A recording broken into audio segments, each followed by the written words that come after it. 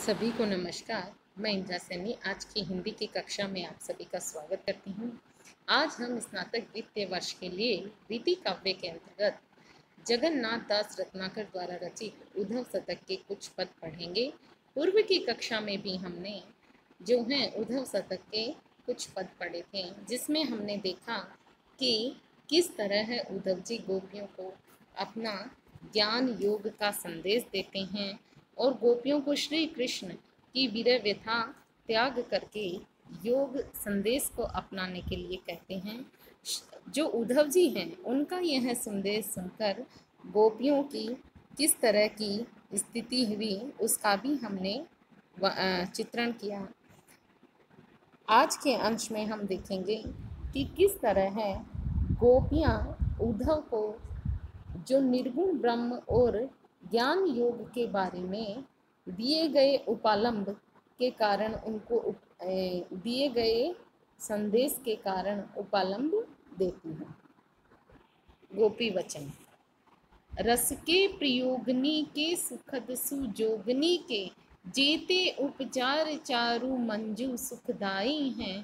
तिनके चलावन की चर्चा चलावे कौन देत ना सुदर्शन हूँ यूं सुधी सिराही हैं।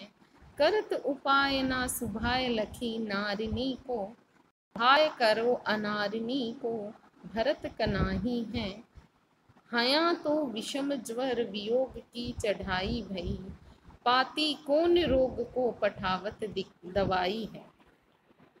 यहाँ उद्धव से ज्ञान योग की बातें और निर्गुण ब्रह्म की उपासना करने का उपदेश सुनकर गोपियाँ जो हैं उद्धव जी को उपालंब देने लगी। यह किसी गोपी का उद्धव के प्रति उपालंब कथन है।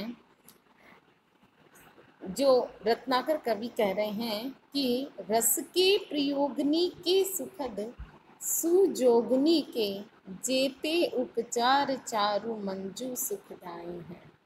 रत्नाकर कवि कहते हैं कि कोई गोपी उद्धव को उपालंब पूर्वक कहने लगी कि आनंद के अवसरों के जितने सुखद और सुंदर उपक्रम हैं तिनके चलावन की चर्चा चलावे कौन देते ना सुदर्शन हूँ यों सुधी सिराही हैं।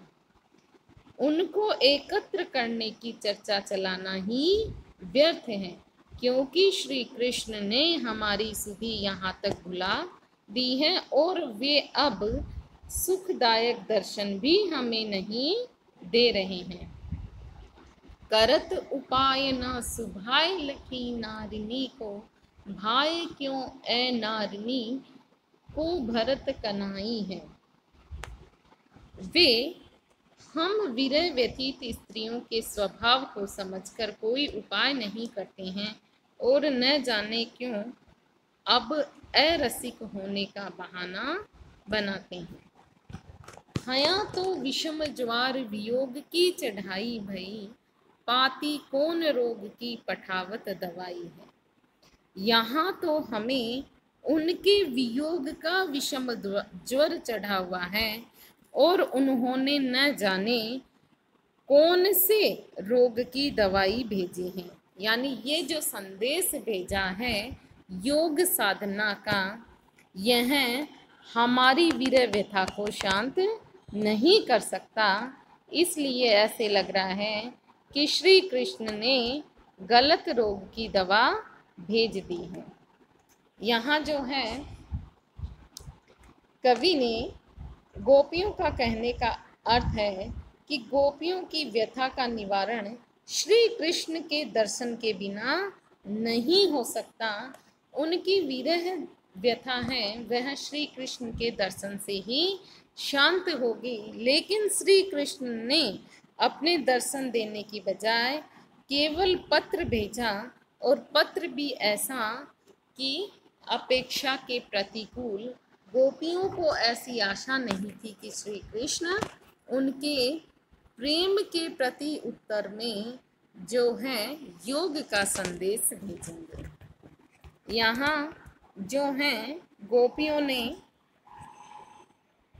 ज्वर के माध्यम से जो अपने वीर व्यथा को एक विषम ज्वर के माध्यम से व्यक्त किया है। यहाँ लौकिक जीवन में कोई वैद्य रोग को पहचानते हुए भी उसका उचित उपचार न करे तो उसे अनाड़ी विद्य माना जाता है। यहाँ गोपियों ने श्री कृष्ण से भी यही अपेक्षा की है, क्योंकि श्री कृष्ण उनकी विरह व्यथा को शांत करने के लिए स्वयं दर्शन न दे के योग संदेश भेज रहे हैं। कवि ने रूपक और अतिशयोक्ति अलंकार से काव्य पद को सजाया है। उधो कहो सुधो सो स्नेह पहले तो यह, प्यारे परदेश ती कबे धो पग पारिहे, कहे रत्नाकर तिहारी परी बातमी में, मीड़ी हम कबलो करे जो मन मारिहे, लाई लाई पाती छाती कबलो सिरहे हाय, धरी धरी ध्यान धीर कब लगी धारही, बेननी उचारही उराहनो सबे धो कबे, शाम को सलोनो रूप नैन ही निहारी हैं। यहाँ उद्धव जी ने गोपियों को निर्गुण ब्रह्म की साधना का उपदेश दिया, तो गोपियों ने पूछा कि आप हमें सिर्फ यह बताएं कि प्रियतम कृष्ण कब लौट कर आएंगे। इसी को यहाँ इस पद में चित्रित किया है। ऊधो कहो सूदो सो स्नेह पहले तो यह, प्यारे परदेश ते कबे धो पग पारही। यहाँ रत्नाकर कवि कहते हैं कि गोपियाँ उद्धव से पूछने लगी, हे उद्धव, निर्गुण ब्रह्म का उपदेश देने से पहले आप हमें सीधी सी बात यह बता दीजिए कि प्रियतम श्री कृष्ण जो हैं कब प्रदेश अर्थात मथुरा से यहाँ आएंगे। कहे रत्नाकर तिहारी परी बातनी में, मीड़ी हम कबलो करे जो मन मारिहे। हम आपकी बेतुकी बातों में पढ़कर कब तक अपने हृदय को मसोस कर अपने मन को मारती रहेंगी। लाई लाई पाती छाती कबलो सिरहे हाय, धरी धरी ध्यान धीर कब लगी धारही। कब तक हम श्री कृष्ण द्वारा भेजी गई प्रेम पत्रिका को छाती से लगा लगाकर अपने मन को शीतल करती रहेंगी। कब तक हम प्रियतम का ध्यान रखकर उनके आने की आशा से धैर्य धारण करती रहेंगी। बैननी उचारही उराहनो सबे धो कबे, शाम को शलोनो रूप नैननी निहारही। हम कब तक अपने वचनों से श्री कृष्ण को उपालंब देती रहेंगी और कब तक हम उनके सुंदर रूप को अपनी आंखों से देख सकेंगी। यहाँ गोपियाँ यह कहना चाह रही हैं कि आप जो श्री कृष्ण का संदेश लाए हैं, तो सर्वप्रथम हमें यह बताइए कि संदेश भेजने वाला हमारे पास कब आएगा, हमारी विरह व्यथा को शांत करने के लिए कब हमें दर्शन देगा और हमें कितने दिनों तक उनकी प्रतीक्षा करनी होगी। ये सब सामान्य बात पहले हमें बताइए। कवि ने यहाँ अनुप्रास और विप्सा अलंकार का प्रयोग कर काव्य पद को सजाया है। मुहावरेदार भाषा का प्रयोग भी कवि ने यहाँ किया है। लाक्षणिकता और उपालंब इस पद में विद्यमान है। षटरस व्यंजन तो रंजन सदा ही करें, उधो नवनीत हूँ सप्रीति कहूँ पावे हैं, कहे रत्नाकर बिरद तो बखाने सब, साची कहो केते कहीं लालन लड़ावे हैं। रतन सिंहासन बिराजही पाक शासन लो, जग चहूँ पासनी तो शासन चलावे हैं, जाय जमुना तट पे को बट छाह माही, बांसुरी उमाही कबो बांसुरी बजावे। यहाँ जो हैं गोपियाँ उद्धव से पूछती हैं कि जिन कार्यों को प्रियतम श्री कृष्ण यहाँ करते थे, क्या उन्हें करने का अवसर मथुरा में भी मिलता है क्या। इसी को इस पद में चित्रित किया है।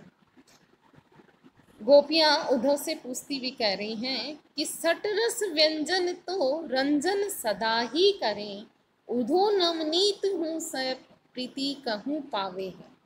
गोपियां उद्धव से पूछने लगी है, उद्धव प्रियतम श्री कृष्ण जो हैं वहाँ 6 रसों से युक्त आनंद देने वाला भोजन तो सदैव ही करते होंगे, किंतु क्या कभी वे कहीं से प्रीति पूर्वक मक्खन भी प्राप्त करते हैं या अथवा नहीं, अर्थात उन्हें कोई प्रेम से भरकर वहां पर मक्खन भी खिलाता है या नहीं।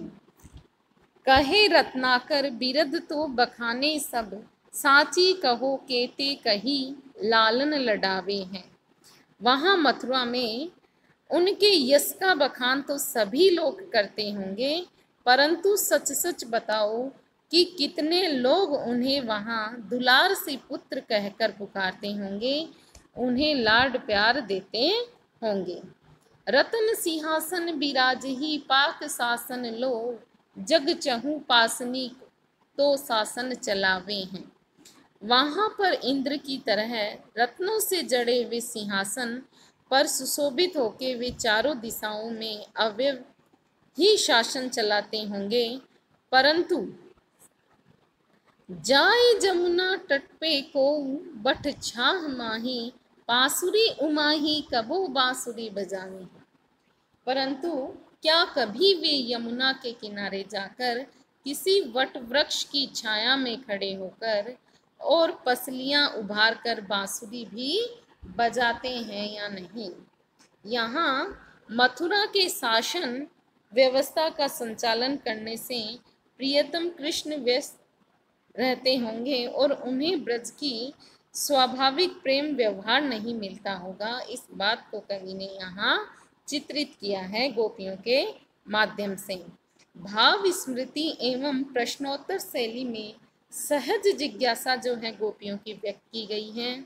गोपियों को श्री कृष्ण का मक्खन खाने वाला, बांसुरी बजाने वाला और रास रचाने वाला रूप अधिक प्रिय लगता है। अनुप्रास और उपमा अलंकार से काव्य पद को कवि ने सजाया है। संपूर्ण पदों की जो भाषा है वह ब्रज भाषा है, जो माधुर्य गुण से युक्त सरस भाव को व्यक्त करने वाली हैं। यहाँ पर जो है कवि ने श्रृंगार रस से काव्य रचना, काव्य पदों में श्रृंगार रस है। आज की कक्षा के लिए हम इतना ही पढ़ेंगे, इसके आगे का अंश हम अगली कक्षा में पढ़ेंगे। धन्यवाद।